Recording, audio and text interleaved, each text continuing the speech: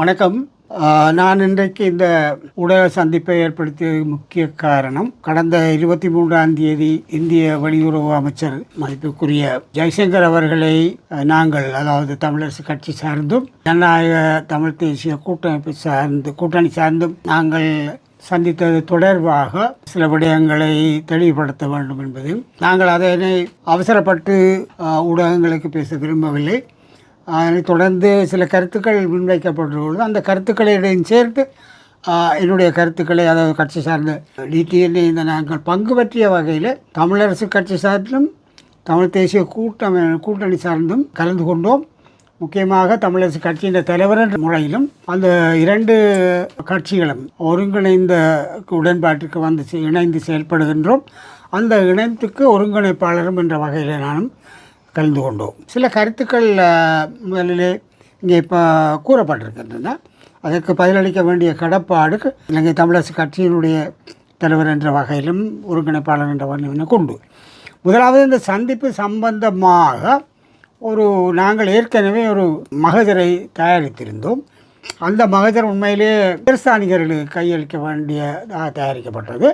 ஆனால் அது முகவரியிட்டப்படி அனுப்ப இருந்தது அல்லது அனுப்புகின்ற அது இந்திய பிரதமர் மதிப்பார்ந்த மோடி அவர்களுக்கு அந்த கடிதம் கொடுக்கப்பட்ட விடத்திலே ஜெய்சங்கருக்கு கொடுக்கப்படாமல் உயர்ஸ்தானிகர்களுக்கு கொடுக்கப்பட்டது தவறுன்ற மாதிரியான ஒரு கருத்து சொல்லப்பட்டிருக்கிறது. அது போல உண்மையாக அவர்களுடைய புரோட்டோகால் என்று சொல்லக்கூடிய நடைமுறையின்படி இந்திய உயர்ஸ்தானிகர் ஆலயம் நமக்கு அறிவுறுத்தியது, பொதுவாகவே அமைச்சர் மகஜர்களை இப்படியான இடத்தில் பெற்றுக்கொள்வதில்லை.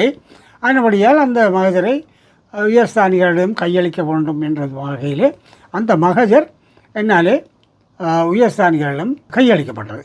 அதாவது முறைப்படி தான் அந்த செயல்பாடு இருந்தது. அதில் எந்த தவறும் கிடையாது.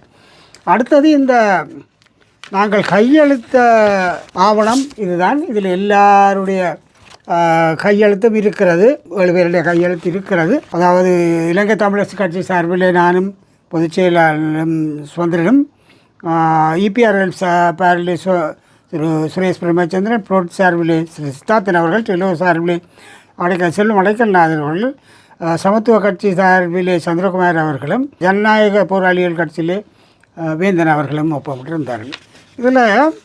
இதில் முக்கியமாக இந்த இந்த இந்த இந்த சந்திப்பினுடைய அடிப்படை நோக்கம், ஏற்கனவே நாங்கள் எழுதி வரைந்த கடிதம் உண்மையாக இந்த சந்திப்பு தழுதியாக ஏற்படுத்தப்பட்டு, அதுக்கு எங்களுடைய நோக்கம் இந்திய பிரதமரை முதல் கட்டமாக தேவையற்ற காலதாமதத்துக்கு உட்பட்டிருக்கின்ற மாகாண சபை தேர்தலை நடத்துவதை இந்திய அரசாங்கம் இலங்கை அரசாங்கத்திற்கு வலியுறுத்த வேண்டும் என்ற நோக்கம்தான் அது. ஆக முக்கியமான நோக்கம் அது.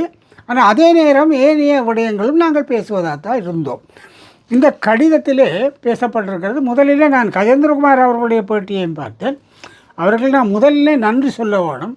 இரண்டாவது அவருடைய பேட்டியில் திருப்பி அவரும் சொன்னார், திருப்பி சொன்னார். பேசிய சிவஞானம் அவர்கள் திருப்பி மாகாண சபை தேர்தலெல்லாம் வலியுறுத்தினார், சமஷ்டியை பற்றி வலியுறுத்தவில்லை என்று சொன்னார். முதலாவதுக்கு அவருக்கு நன்றி. நான் திருப்பி மாகாண சபை தேர்தலை நடத்த வேண்டும் என்று நானும் கூறினேன், ஏனையவர்களும் கூறினார்கள். அது சரி, அவருக்கு நன்றி. ஆனால் இங்கே இருக்கிற பிரச்சனை என்னென்றால், நாங்கள் சமஷ்டியை பற்றியே பேச இல்லை, ஒரு வார்த்தை கூட பேச இல்லை என்று திரு கஜேந்திரகுமார் சொன்னது எனக்கு ஆச்சரியமாக இருந்தது.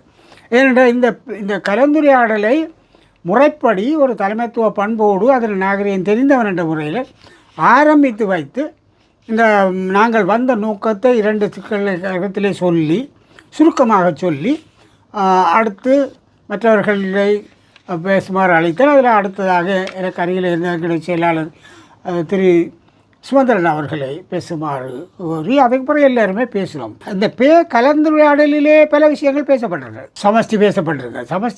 அதை நான் பின்னுக்கு தான் வலியுறுத்தினேன். மீனவர் பிரச்சனை பேசப்பட்டிருக்கிறது, இடர் நிவாரணம் பற்றி பேசப்பட்டிருக்கிறது, காங்கிரஸ் துறை துறைமுகம் பற்றி பேசப்பட்டிருக்கிறது, விமான நிலையம் பற்றி பேசப்பட்டிருக்கிறது, எல்லா விடயங்களும் நாங்கள் பேசினோம். பேசி முடிகின்ற பொழுது அந்த பேச்சுவார்த்தையை முடிந்து வைக்கின்ற பொதுவாகவே ஒரு தலைமைக்குள்ள கடமை. அதை நான் முடிக்கிற பொழுது ஜெய்சங்கர் அவர்களுக்கு மிக தெளிவாக நாங்கள் இந்த அனுரகுமார் திசாநாயக்க ஜனாதிபதி அவர்களுக்கு சமஷ்டி சம்பந்தமாக நான் முன்வைத்த எங்களுடைய 2 வசன நோக்கத்தை, தெளிவான வரையறுக்கப்பட்ட நோக்கத்தை திரும்ப வலியுறுத்தி, அதாவது ஆங்கிலத்திலே நான் அவருக்கு சொன்னேன், இந்த core policy of the ITAK என்று தான் நான் சொன்னேன். ITAK is irrevocable power sharing within the framework of an undivided country.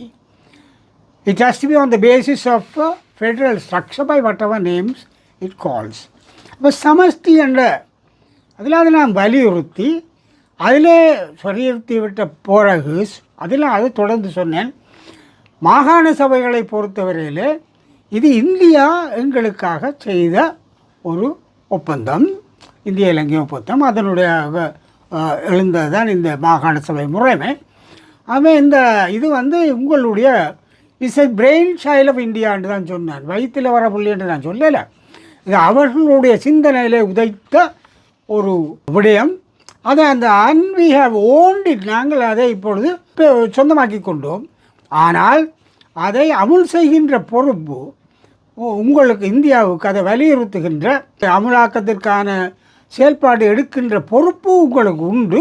அதை கேட்கின்ற உரிமையும் எங்களுக்கு உண்டுன்றதை முதலாவது நான் சொன்னேன்.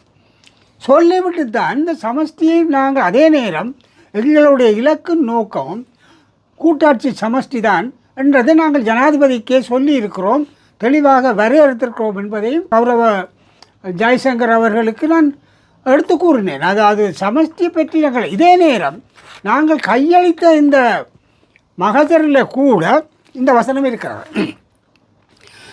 The Tamil people's aspiration for a meaningful self-government within a united Sri Lanka require a durable constitutional framework. இதில் ஒரு நீடித்து நிலைக்கக்கூடிய ஒரு அரசியலமைப்பு வேணும் என்றதை சரி, including full implementation of the 13th Amendment. அதிலே அதுக்குள்ளே 13வது திருத்தத்தை அமுலாக்கத்தில் உள்ளடக்கப்பட்ட ஒரு அரசியல் கட்டமைப்பு வேண்டும் என்பதை நாங்கள் தெளிவாகவே அந்த கடிதத்திலே சொல்லியிருந்தோம். அவன் கயேந்திரகுமார் தான் தனியாக சமஷ்டி பேசின என்றது மிக தவறான. அவர் நாங்கள் பொய் சொல்கிறோன்னு சொன்ன மாதிரி சொல்லியிருக்கிறார். ஆனால் நாங்கள் பொய் சொல்லல. நான் இப்பொழுது உண்மை பேசுகிறேன். இதே நேரம் எங்களுடைய உறுப்பினர்கள் பங்கு பெற்றின முக்கியமானவர்கள் என்னோட தொடர்பு கொண்டு சொன்னார்கள், நீங்கள் தான் இதை பேசினவர்கள், ஆனபடியால் நீங்கள் இதை ஊடகங்களுக்கு தெளிவுபடுத்துமாறு கோரியிருக்கிறார்கள். அப்போ இந்த உண்மையாக நாங்கள் அந்த இதிலே சமஷ்டியை, அதாவது மாகாண சபை தேர்தலில் வலியுறுத்துகிறேன். ஏன்னா அதுதான் எங்களுடைய சந்திப்பினுடைய அடிப்படை நோக்கம். அதை முதல் வலியுறுத்தி அடுத்தது எங்களுடைய இலக்கு, நான் அது சொன்னேன் அவர்களுக்கு, நீங்கள் அது உங்களுடைய, மற்றது எங்களுடைய இலக்கு ஒரு சமஷ்டி கட்டமைப்பு, அதனுடைய அடைவதற்கான இந்தியாவினுடைய ஆதரவு தேவை என்று நான் சொன்னேன். We want your support for that. அது மட்டுமல்ல, உங்களுடைய ஆதரவு சர்வதேச ரீதியாக நாங்கள் இதை அடைவதற்கான, இதை முன்னெடுப்பதற்கான உங்களுடைய ஆதரவு தேவை. அதிலும் நீங்கள் அந்த சர்வதேச சமூகங்களினுடைய ஆதரவை பெற்றுத்தர வேண்டிய தேவையும் உங்களுக்கு உள்ளது. அதை நாங்கள் எதிர்பார்க்கிறோம் என்றது கூட சமஷ்டி சம்பந்தமாக சொல்லுகிற பொழுது நான் ஜெய்சங்கருக்கு சொல்லியிருக்கேன். நான் இப்போது பகிரங்கமாக பேசுகிற பொழுது இந்த கருத்துக்கள் தனியாக இங்கே வராது. உங்களுடைய ஊடகங்களில் வர கருத்துக்கள் நிச்சயமாக இந்திய தரப்பு பார்க்கும். நான் சொல்கிறது பொய் என்றால் அவர்கள் இதை மறுதளிப்பார்கள். ஆனால் ஒரு சுமூகமாக இந்த கலந்துரையாடல் மிக சுமூகமாக நடைபெற்றது. நாங்கள் சொன்ன கருத்தையும் அவர் கேட்டுக்கொண்டார். சில பேர் கேட்கிறார், அவர் என்ன சொன்னார் என்று. ராஜதந்திரத்தில் எல்லாவற்றிற்கும் பதில் அளிப்பது இல்லை. சிலதை கவனத்தில் கொள்வார்கள், சிலது செய்வார்கள், சில அமுல் செய்வார்கள். இதெல்லாம் நடைமுறைகள் இருக்கிறதா தெரியுமாங்க. ஆனால் சில சமயங்களிலே அவர்களுடைய உடம்பு அல்லது மொழியியல் பற்றிலே நாங்கள் காவலிக்கலாம். இப்போ மாகாண சபை விடயத்தை பொறுத்தவரையில் அவர் ஓமண்டாரா இல்லையான்னு சொன்னால் நடக்க இயலாது அல்லது என்று கருத்துக்கள் சொல்லப்படுகிறது. ஆனால் உண்மையாக நடந்தது உங்களுக்கு என்ன சொன்னார்ன்னு அவர் கேட்டவர். அப்போ நாங்கள் சொன்னோம் 2024 அடுத்த வருஷம் என்று சொன்னார்கள். 2024 அடுத்த வருஷம் என்று 25 முடிஞ்சுது. ஆனால் இப்பொழுதும் அடுத்த வருஷம் சொல்கிறார்கள். அது 26 நடக்கும்ன்றது தெரியாது. அதுதான் அது வலியுறுத்துகிறோம்ன்ற. அப்போ அடுத்த வருஷம்ன்றது டிசம்பர் வரையில் போகலாம்ன்ற ஒரு கருத்தை நாங்கள் சொன்னதான் அவர் next year up to end of டிசம்பர்ன்றது உண்மை. அதை நாங்கள் ஒத்துக்கொள்ளலாம். ஆனால் நாங்கள் வலியுறுத்தி அவர் இல்லை நான் செய்ய மாட்டேன், சுனாமி வந்துட்டு இல்லாட்டி புயல் வந்துட்டுன்னு அவர் ஒன்றும் சொல்லலை. பாதிப்புகள் பற்றி பேசினோம், நிவாரணங்களை பேசினோம், தாங்கள் நிவாரணம் அளிக்கிறதை பற்றி சொன்னார்கள், என்ன உதவி செய்கிறதை பற்றி சொன்னார்கள். தாங்கள் எவ்வளவு தூரம் 450 பில்லியன் தொடர்பான டாலர்ஸ்கள் தொடர்பான விடயங்களை சொன்னார்கள். அதெல்லாம் தெளிவானது. ஆனால் சமஷ்டியை பற்றி நாங்கள் ஒரு சமஷ்டி கட்சியை சார்ந்தவர்கள். நாங்கள் பேசுகிற பொழுது அனுர்குமார தேசானக்கிட்ட போகிறதே பேச்சுவார்த்தை ஆரம்பிக்கிறதே நான் இதை சொல்லி தான் ஆரம்பித்தேன்.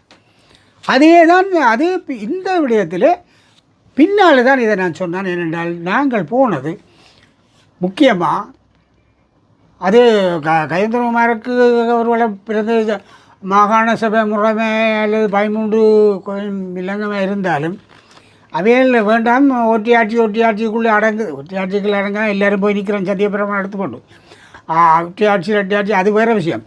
ஒட்டியாட்சிக்கெல்லாம் முடங்கி போகும்னு சொல்லி போட்டு அப்படியானாக்கள் தேர்தலில் கேட்குறதுக்கு தேர்தலுக்கு போவோம்.